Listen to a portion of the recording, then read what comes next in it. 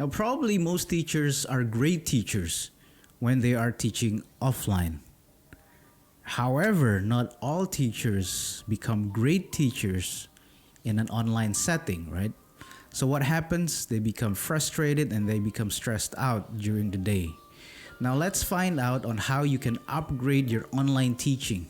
Stay tuned.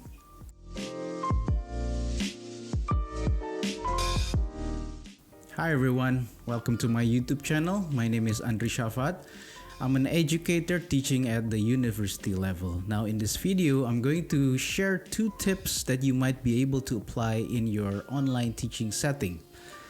Now the first tip that you must consider is your physical learning environment first. Now this is very essential before you move on to other teaching strategies or other components of teaching, right? Now, just like in an offline setting, the physical learning environment is very crucial. You might be wondering what is actually a physical learning environment, right? So if it is an offline setting, the physical learning environment would be your classroom. The environment must be a conducive place for students. They should feel at home. It should feel homey for them. Now, when they come into the classroom, they will be motivated to learn due to the setting. Either it's the seating arrangement, the appropriate class decoration, such as posters and props and other teaching aids available in the classroom, right? However, none of that applies in an online setting. So what does a physical learning environment in an online setting look like? Well, you're looking at it right now and you are listening to it right now. It's the audio and visual equipment that you have. So what do you have to do? First, I'd like you to evaluate your audio visual equipment. Now let's talk about the visual equipment first. Since I'm assuming that most of you are using your laptops and using the pre-installed webcam that came with the laptop, however, not all laptops are equipped with good webcams, right?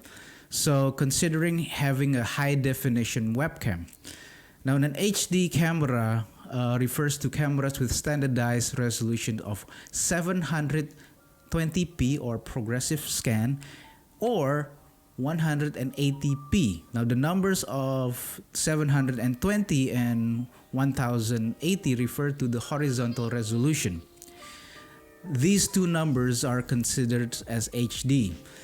Now next, you need to evaluate whether your sound quality is good enough for students to listen to. This is very crucial because during the offline setting, you might have a good voice. You might have a voice that motivates students, but in an online setting you will need to adjust your voice according to the equipment that you have. So buy a good microphone like what I have in front of me right now. I'm using a USB condenser mic. By the way, you can watch my review on this mic in the description below, or you could buy a headset with a suitable microphone built into it, just like this one. Now the second tip is try to create a live stream and a non-live stream teaching schedule. Why do I do this? Now the reason why, because most of you probably have experienced that teaching continuously online, it's more tiring than a normal situation, right? Now this is due to the long period of live stream activity that we normally do. Now at the age of 5 until 17 years old or above, the screen time should be no more than 2 hours a day. So imagine if you have your students having 4 online classes a day and each class is around 2 hours, they're going to have 8 hours of screen time. No wonder students and teachers are burned out, right? So what do we do? So what I could suggest, now this is according to my experience, you might be able to apply it or not. It depends on how you do it. But to me, this has been successful in my online class. Now, what does a non live stream and a live stream teaching schedule look like. Let's take a look at my schedule that I have provided for you guys. So I teach business communication course in my university. Let's say I have an 8 o'clock class that starts in the morning until 9:40 a.m. right? So I have a 100 minute of teaching time. Now from that 100 minute, I will chunk my schedule into live stream and non-live stream activities. So at around 8 o'clock until 8:20, what I normally do, the activity that I normally do is having an introduction and giving instructions, doing a roll call, and that's in a live stream setting. A live stream setting means that I am using a online platform such as Zoom or Google Meets, right? And then at around 8:20 until 8:50, I would have a non-live stream